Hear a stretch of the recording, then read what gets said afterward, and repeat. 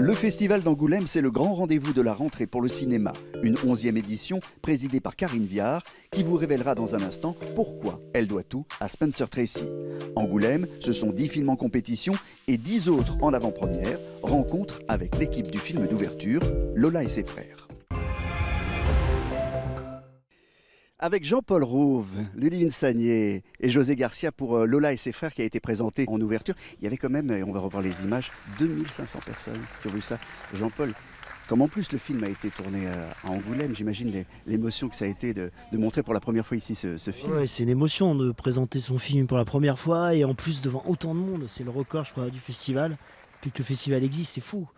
Et on se rend compte que tout fonctionne et c'est un soulagement scène après scène de faire « Oh, ça marche, ça marche !» Qui est Lola et qui sont ses frères? Lola, c'est une jeune femme qui est un peu étouffée, qui a du mal à trouver sa place, qui n'est pas encore complètement épanouie quand on la voit au début du film. Quand on lui demande ses défauts, elle dit que ses défauts, c'est qu'elle a 2 frères. Ce sont ses frères aînés, mais elle les materne depuis la mort de leurs parents et ça la pèse un peu, ça l'empêche de se réaliser elle-même. Donc elle les materne énormément. Alors moi je suis le frère le plus rugueux, je suis démolisseur en bâtiment, donc vraiment je trouve que c'est un joli métier, en tout cas pour ce genre de personnage. Il n'y en a pas beaucoup dans le cinéma français. Oui, c'est vrai. Si, des démolisseurs, il y en a, mais ils ne sont pas forcément dans le cinéma. mais c'est vrai que c'est un personnage qui a l'air comme ça très fort, une espèce de chaîne, et justement qui n'est pas facilement déboulonnable, et qui... D'ailleurs, c'est très joli parce que dans le film, il démolit toute une partie d'immeuble, et il y a un moment, il y a une fissure, et en fait, cette fissure, c'est parce que c'est à lui que ça arrive, quoi. Et à partir de là... de sa fissure personnelle, et à partir de là, il tient jusqu'au bout, et c'est un personnage magnifique. Et l'autre frère, lui, est opticien. C'est le frère aîné, qui est opticien et qui a été marié 2 fois, qui se marie pour la 3e fois, qui n'a pas d'enfant. Et malgré qu'il soit marié, en fait, il vit un peu comme un adolescent. Et comme un jeune homme, c'est un jeune homme marié. Et il vit dans un monde qui n'existe pas, où tout est bien rangé, comme son magasin et comme ses lunettes. Donc ils sont tous les 3 très différents. Bon, maintenant que c'est réglé tout ça, moi aussi j'ai quelque chose d'important à vous dire. J'ai rencontré quelqu'un et je suis amoureuse. Voilà, non, tu t'emballes. J'aime pas beaucoup cette phrase, moi. C'est ça votre réaction? Mais vous êtes grave, hein. Je vous dis que je suis amoureuse. Alors, il y a beaucoup de choses qui se passent un peu dans une cuisine, mais au-dessus d'une tombe, José. Et les choses sont dites dans cette famille, au-dessus de cette tombe, la tombe des parents.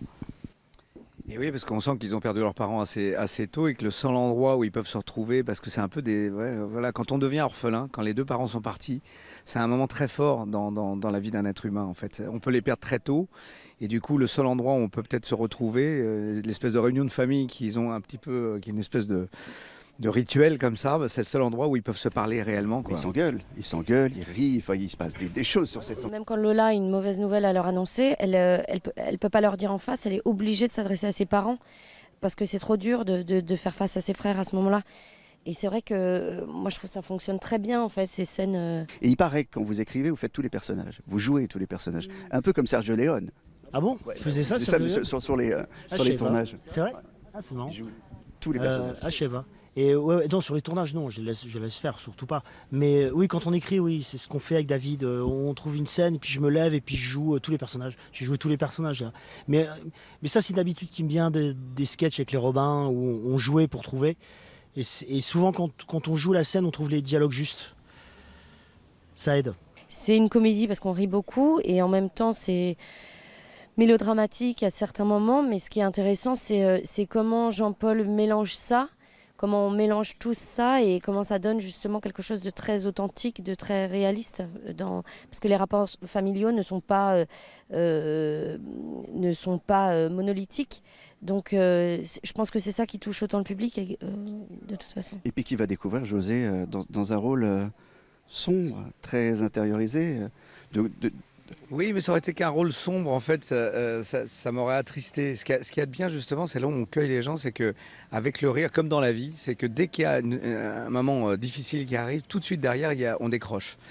Et moi, j'adore ça dans les films. Je trouve que c'est comme vraiment, c'est la réalité. C'est-à-dire qu'on n'est pas tout le temps dans une espèce de veine foncée, rentrée comme ça. Il y a des personnages qui sont incroyables, mais dans cette veine-là, mais il y a quand même toujours une partie d'espoir. Et moi, je trouve que c'est ça qui, d'après moi, qui doit émouvoir encore plus ou laisser une trace encore plus profonde aux gens. C'est que 2 secondes avant, ils se sont marrés, puis ils ont vu qu'après, on était encore de nouveau tristes.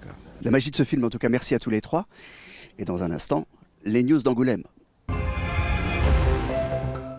Pour moi, la vie va commencer. Johnny Hallyday et le cinéma. 50 photos pour retracer la carrière d'un acteur passé entre les mains de Godard, Lelouch ou Johnny To. Cinéma d'auteur, cinéma populaire, image d'un acteur studieux, comme le dit son ami Tony Frank, auteur de toutes ces images. Johnny était plutôt fan de James Dean, de Marlon Brando, d'Elia Kazan, c'est-à-dire tout ce qui était l'acteur studio. Donc c'est pour ça que j'ai appelé l'expo en même temps acteur studio, parce qu'il travaillait beaucoup avant un tournage, parce qu'il ne voulait pas avoir l'air de ne pas savoir, de ne pas se connaître son boulot. Les films en compétition du jour, L'amour flou de Romane Boringer et Philippe Rebaud. L'histoire vraie de leur séparation. Une comédie entre documentaire et fiction, un objet cinématographique sur l'art de se séparer et de continuer à vivre ensemble.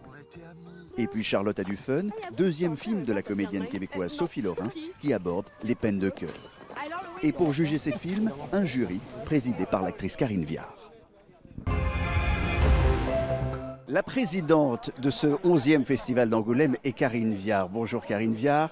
Vous êtes déjà venue à 2 reprises pour présenter des films, notamment en 2017 pour Jalouse. Comment on est présidente d'un festival comme celui-là qui fait démarrer la rentrée du cinéma français? Alors je vous renvoie la question, je n'en ai aucune idée. Je vais apprendre à être présidente en le faisant.